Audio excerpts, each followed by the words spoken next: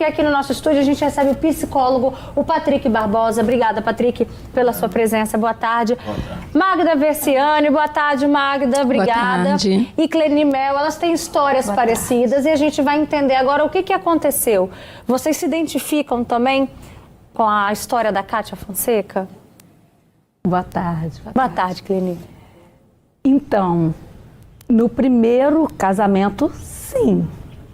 Eu pensei muito antes de tomar a decisão, porque envolviam várias questões. Filho pequeno, questão religiosa, né? Que há 17 anos atrás, os cristãos tinham o divórcio ainda muito, né? Assim, uma mulher divorciada era vergonhoso. Já há 4 anos atrás, não. Quando eu vi que eu já não me encaixava mais naquele cenário, que eu estava tendo que diminuir muito para caber no mundo de alguém e que eu já estava perdendo a minha identidade como no primeiro, aí foi fácil decidir. E com você, Magda? Roberta, separar nunca é fácil, né? Eu tive um casamento, né? Meu primeiro relacionamento foram de 20 anos de casada, com um filho. E a gente tem, até hoje, a gente ainda tem uma relação muito amistosa. Eu realmente, assim, vi que já não estava mais feliz, mas sem briga, sem nada. Eu realmente não estava mais feliz e nem tampouco o fazendo feliz. Daí foram anos, né, arrastando naquela relação para não separar, para não magoar.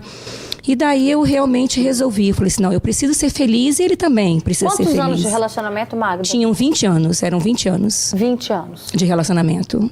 Tem um filho? Tenho um filho. Fruto desse relacionamento? Fruto desse relacionamento. E como é que foi tomar essa decisão para você? Foi muito difícil. Eu até tentei fazer terapia, tentei outros meios, mas assim, eu já tinha ali uma figura como um irmão. Ele, para mim, até hoje, representa um irmão. Então, aquele amor, aquele desejo de casal já tinha acabado. Foi difícil tomar a decisão, mas foi sábia porque os dois precisavam serem felizes. Patrick, segundo o IBGE, o número de pessoas que se divorciaram, né, pessoas 50 a mais, que se divorciaram na última década, triplicou.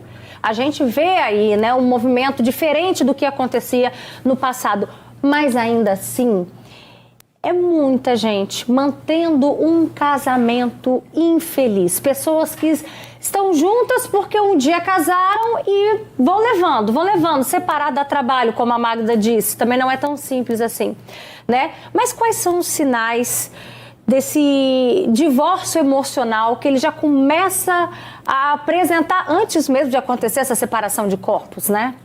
Sim, sim.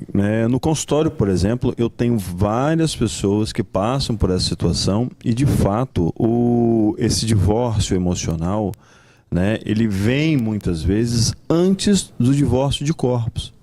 Porque a gente tem essa premissa de que a intimidade do casal acontece dentro do quarto. Não, a intimidade do casal acontece no dia a dia. Dentro do quarto acontece uma outra coisa que não é intimidade. Pode ser até o envolvimento mais íntimo que você vai ter com uma pessoa. Mas não é a intimidade. A intimidade é justamente você não ter nenhum tipo de limite para se expor para o outro. Expor sua fraqueza, né, a sua fragilidade, pedir ajuda, ser uma pessoa inteira para o outro. E dentro das relações, ser inteiro é visto como uma coisa ruim. Porque eu não posso mostrar para o outro o quanto que eu sou fraco, principalmente os homens.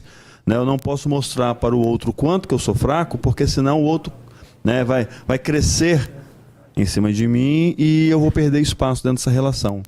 Então, eu mantenho uma distância, isso no caso do homem, né? Eu vou mantendo uma distância, mantenho numa posição de superioridade, colocando o outro sempre para baixo. No lugar da mulher, a colega falou uma coisa muito interessante, que já não me cabia mais dentro daquela relação.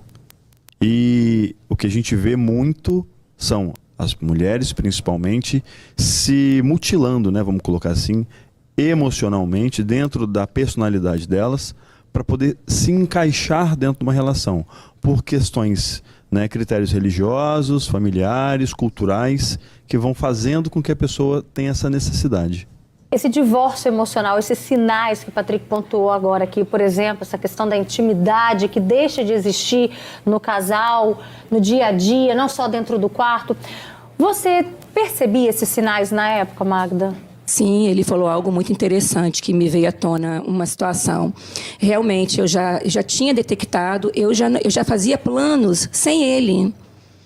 Por mais que a gente tinha uma relação muito amistosa, eu já não me via mais com ele. Os meus projetos eram sem ele, entendeu? Então, assim, tudo que eu tinha que fazer, eu pedia orientação para uma outra pessoa, um colega de trabalho, um meu irmão, minha irmã. Eu já não me dirigia a ele. Então, realmente, a relação, a intimidade ali já havia acabado. Trazendo, então, no seu caso, Cleoni, para o relacionamento mais longo que você teve, foram quantos anos? 15. 15 anos. Nesse relacionamento, você também percebia? Então, eu saí da relação não por esses motivos. Igual o doutor falou, não, é porque me fazia mal. Aquele relacionamento me fazia mal e eu ainda aguentei 15 anos porque eu tinha 2 filhos. Mas quando eu vi que eu ia deixar 2 filhos para os outros criarem... Então, para você, os sinais estavam claros? Muito claro. Eu não era daquele mundo ali, eu não estava feliz ali. Não faltava intimidade, nada. Eu só não era daquele mundo. Eu estava assim, sendo uma pessoa que alguém estava me condicionando a ser. A ponto da pessoa falar com a minha mãe, até o riso dela me incomoda. Quer dizer, ele estava moldando um ser que ele queria que eu fosse. E eu, nesse gênio assim bonitinho que já deu para perceber, eu não ia me condicionar muito tempo àquilo. Você, a partir do momento que você teve essa consciência que os sinais estavam claros para você, você levou quanto tempo para tomar essa decisão? 1 ano. 1 ano, e não é porque eu levei tempo, é porque eu não conseguia mesmo sair, eu levei 1 ano. Aí saí, fiquei mais uns 10, 12 anos solteira, contraí um novo relacionamento e também não acabou por essas questões. Acabou porque os problemas dele eram muitos para eu ter que suportá-los. Eu tinha que me diminuir muito para caber naquele mundo. Eu também não estava feliz e hoje eu prezo pela minha felicidade. Você de casa já vai mandando seus comentários que a gente vai abrir já espaço aqui para as participações, tá? Que a nossa editora-chefe colocou uma pergunta muito forte aqui embaixo. Coloca aqui, Dri, Adriana Marques, nossa editora-chefe maravilhosa, ela fez uma pergunta muito forte que eu tenho certeza que isso vale uma reflexão aí na sua casa. Você é feliz de fato no seu casamento ou você se esforça para manter a relação? Vocês se suportam? Manda pra gente o seu comentário, que a gente já vai ler rapidinho, mas antes, quem terminou? Você? Eu. Quem terminou? Você? Eu. E a pesquisa mostra isso também, né? Dados recentes mostram que geralmente as mulheres que pedem esse divórcio. Por quê, Patrick? Essa iniciativa vem da mulher? O homem, ele tem essa tendência maior para acomodação dentro da relação. Né? É muito nítido quando você percebe que existe uma inversão de papéis. A esposa deixa de ser esposa, passa a ser uma cuidadora. Então, para o homem, isso é muito tranquilo, é muito apaziguador. Para a mulher, não, é um lugar de incômodo, lugar de peso, de sofrimento. Né? Quando eu falo essa questão da intimidade, é justamente essa, né? De você não poder se abrir para o outro. E mãe, ela não conta tudo pro filho. Então, se você tem um filho, você vai contar para ele. Se o seu marido é o seu filho, você vai dividir com ele as suas dores, as suas frustrações. Você não vai. Então, você começa a buscar isso fora. Né? Não no intuito de traição, mas no intuito de apoio mesmo. Você não tem um apoio em casa. O marido, né, e a esposa são pessoas que vão apoiar o outro dentro de uma relação. A felicidade ela é individual, mas ela é muito pautada na condição de vida que você tem. Se você vive um relacionamento pesado, dificilmente você vai ser feliz. Vamos lá então, conto com a sua participação, são 2 horas e 31 minutos. Vamos abrir espaço para os comentários que já chegaram. Eu conheço várias pessoas que fazem isso por conta de religião, situação financeira, status. Filhos também, tem muita gente que fala sobre filhos aqui. Olha, eu conheço um monte de gente que vive de aparência, eu nunca me sujeitaria a isso, é um comentário de uma telespectadora. Outra pessoa diz, boa tarde, Roberta, engraçado, meu primeiro marido, eu me separei com minhas 2 filhas pequenas. Hoje tenho uma relação de 30 anos com uma pessoa, mas já até me acostumei com a infelicidade. Olha o comentário desse telespectador, não, no caso é uma telespectadora. Muito forte isso. Já me acostumei com a infelicidade. Outro relato, boa tarde, Roberta, meu pai ficou casado por 40 anos. Me comunicou que ia separar, mas permaneceu no casamento por um câncer da minha mãe. Ela faleceu e ele ficou firme. Hoje está tranquilo, não a deixou, mas cumpriu a missão. Também tem muitos relatos de pessoas, né, que por conta, às vezes, de uma doença, acaba também cumprindo a missão, mas aí também já é um outro assunto. Tem relatos aqui que chegou pra gente, boa tarde, eu tenho uma amiga assim, tem um relacionamento turbulento, mas ela não consegue sair. A desculpa, a filha que não quer deixar o pai, mas minha amiga sofre muito com esse relacionamento. Mais um comentário que chegou, minha irmã de 45 anos vive um casamento de 12 anos com um narcisista. E ela vive um ciclo tóxico, extremamente abusivo, não consegue se libertar, porque sempre coloca os filhos como prioridade. Ela é jovem, bonita, super inteligente, uma pessoa incrível, mas não se sente capaz de viver sozinha com os 2 filhos. Existe o medo? Bateu o medo em vocês também? O medo sempre vai existir, né, Roberta? Mas pior é ficar numa relação que você está infeliz. Com relação a filhos, quando eu me separei, o meu filho tinha 16 anos, já estava maior. Mas mesmo que ele tivesse menos idade, os filhos crescem. E o filho vai ficar ali numa relação que os pais não estão felizes, mais não se amam, também é ruim, entendeu? O medo existiu, mas, como diz o ditado, mesmo com medo, eu quis sair de casa. E para você, Cleni, existiu um medo? Não. E nenhum dos 2. Foi libertador até? Foi. Eu carrego ainda marcas disso, né? Eu tenho 2 filhos, mas nenhum. Eu tive 1 ano para poder pensar muito na decisão, até a minha ficha cair, de que aquilo não era a felicidade, de que eu estava me anulando como pessoa. O primeiro comentário que você leu aí a pessoa está se anulando para caber no mundo do outro, para viver a vida do outro. De que forma que essa conta pode chegar na vida dessa mulher? Essa mulher que se anula, essa mulher que se diz infeliz e que não consegue terminar esse relacionamento?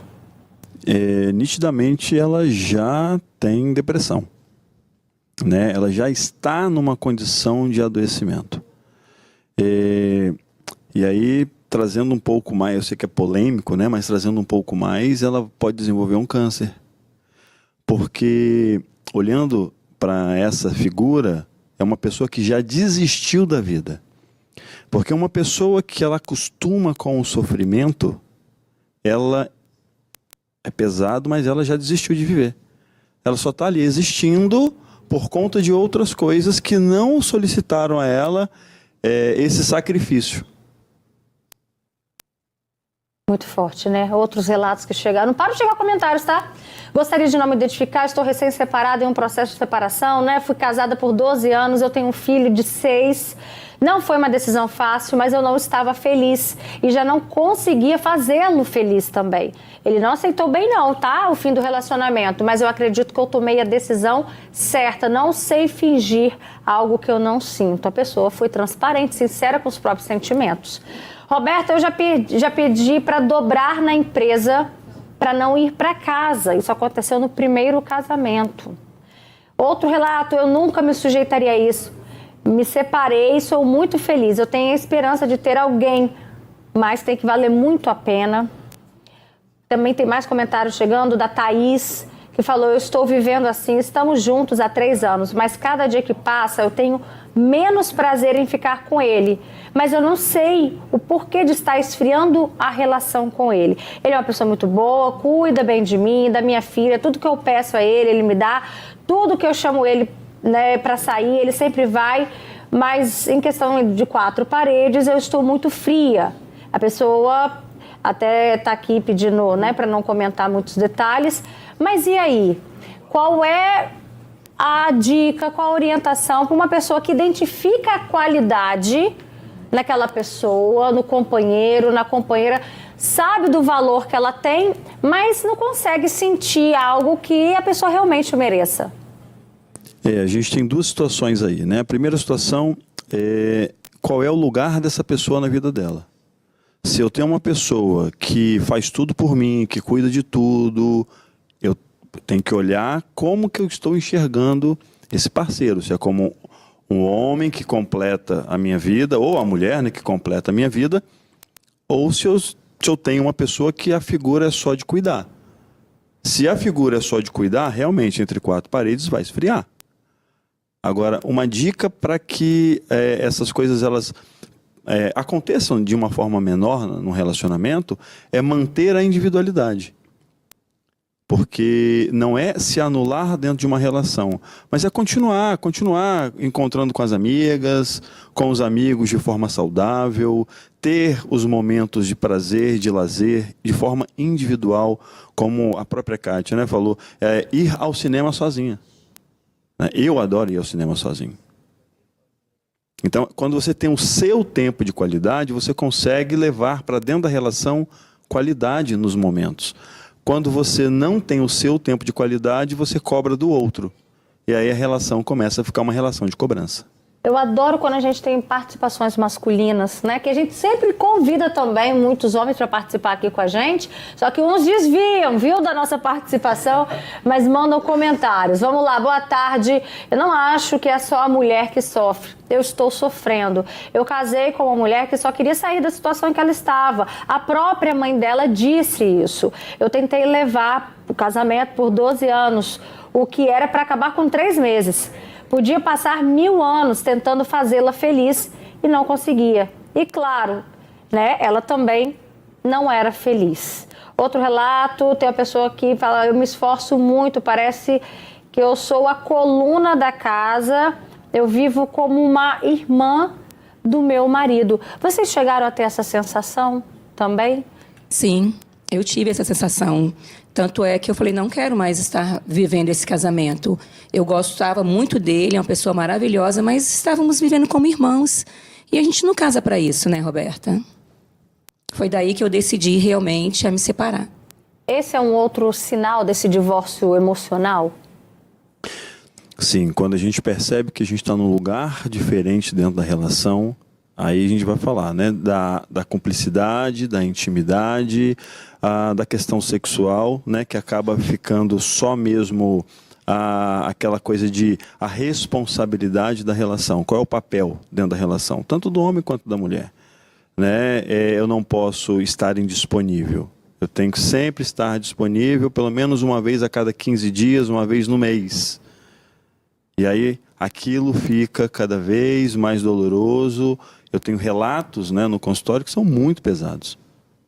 De situações dentro da relação que você fala bem assim, gente, mas isso daqui não era uma relação. E que perdurou por mais de 20 anos. Leli, o que te chamou a atenção nessa fala agora do Patrick, que eu vi você com uma expressão diferente? Os comentários aí, a fala dele, a gente dá repulsa. Como que as pessoas realmente se anulam. A pergunta que você fez, no primeiro relacionamento, eu era filha, porque eu não podia nada. Tudo era o que ele queria, entendeu? A roupa que eu ia usar era a roupa que ele queria que eu usasse. E no segundo, eu era mãe, eu tinha que resolver todos os problemas dele, até a pensão da filha eu tinha que fazer o Pix. Entendeu? Nenhum dos dois eu fui a companheira. Ao contrário do relacionamento que eu estou agora entrando. É uma parceria, é uma junção. Eu não sei se é porque eu pego toda a experiência negativa e tento não fazer, não permitir. Me ajuda aí, doutor. Já dos 50 a mais, a gente já não quer errar mais, já não quer ficar tentando mais. Mas é isso. No primeiro eu era a filha, no segundo a mãe. Tem um comentário que chegou aqui pra gente, que vai ter muita gente se identificando, porque isso mostra a dificuldade que é depois de décadas de relacionamento, você que já está ali vivendo aquela vida linear, naquela rotina, e que também pensa, vou desconstruir tudo o que eu fiz? Olha só. Boa tarde, Roberta. Cadê? Peraí. Eu adoro os temas abordados por vocês. O meu casamento também não anda bem, já tem alguns anos. E eu não tenho coragem de me separar por vários motivos. E a pessoa pede para não se identificar. Por que é tão difícil, assim, tomar essa decisão, Patrick? Então, a gente leva para a questão social, né? Porque, infelizmente, na sociedade, um homem, quando se separa, né, fala bem assim, nossa, mas por que se separou, né? Uma pessoa tão boa, um homem tão maravilhoso. Quando é a mulher, fala bem assim, a mulher tem um monte. Então, você entra nessa fila de ser mais uma dentro da sociedade, e o homem, ele sempre vai ser visto como uma perda de oportunidade, jogou fora uma oportunidade. E a gente também vai pensar nessa construção de tudo que foi feito dentro da relação. Aí tem a questão financeira, a questão religiosa, né, os acordos sociais, tudo isso vai pesar. E se tiver filho, fica pior. Olha só, outro relato também que chegou pra gente. Boa tarde, Roberto. Eu sofri 22 anos com o pai dos meus filhos, e aí para não deixá-los para trás, né? Mas hoje, aí, tá vendo? Uma pessoa que deixou de separar por conta de filhos. Isso é mais comum do que a gente pensa? É mais comum do que a gente pensa, porque às vezes a pessoa traz na história dela, né, que os pais separaram quando era criança e não quer que o filho passe pela mesma situação, mas não entende que um casamento adoecido, ele gera mais dano para a criança do que a separação. E às vezes, quantas situações a gente já ouviu aqui no programa também, que deixa de separar porque, priorizando os filhos, né, o convívio ali, aquela ideia da família, só que os filhos crescem, uma hora saem de casa, aí o que a pessoa pensa? Eu não tenho mais idade para separar, né? E aí fica vivendo aquele relacionamento infeliz, se anulando. E aí, voltando para o comentário da pessoa, ela diz que ela teve coragem de se separar, tá? Depois de 22 anos de relacionamento, ela também se separou, casou novamente e hoje é muito feliz. E hoje, vocês? Eu estou muito feliz. Estou numa fase ótima. Tá com o tico-tico no fubá? Não, não é só por isso. Não é só por isso, não. Teve uma vez fazendo uma brincadeira aqui, Foi, gente. ela falou assim, tá na fila. Não tô tá na fila, pista. Você falou tá na pista. Aquilo, o telefone não parou. Tá na pista. Não tô mais na pista. Mas não é só por isso, né? Já uns 3 a 4 anos que eu estou vivendo uma felicidade, tanto profissional, quanto no meio religioso, quanto comigo mesma. E por estar no momento legal, é que eu achei que já era momento de ter alguém legal também. Eu não queria arrumar uma pessoa na minha vida para jogar uma carga de problemas em cima da pessoa, até porque no relacionamento anterior a pessoa veio e jogou uma carga de problema em cima de mim. Então eu me encontro no momento, já há 3 anos, vivendo uma felicidade que eu estou tão feliz que eu quis dividir essa felicidade com alguém. Tá explicado. E você, Magda? Eu também não tô na pista, mas eu tô muito feliz. O que acontece? Depois dessa minha separação, eu tive um outro relacionamento de mais 9 anos e que já tem 2 anos que eu estou separada também. E estou bem.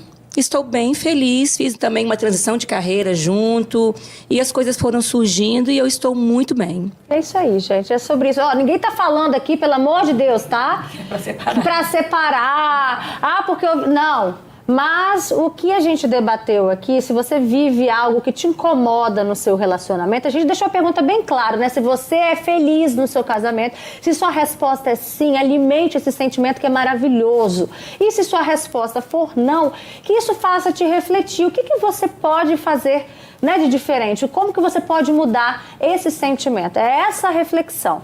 Obrigada, Patrick, pela sua participação aqui com a gente. Obrigada, Magda, Cleni também, que abriram o coração. Tá bom? Um beijo e uma boa tarde.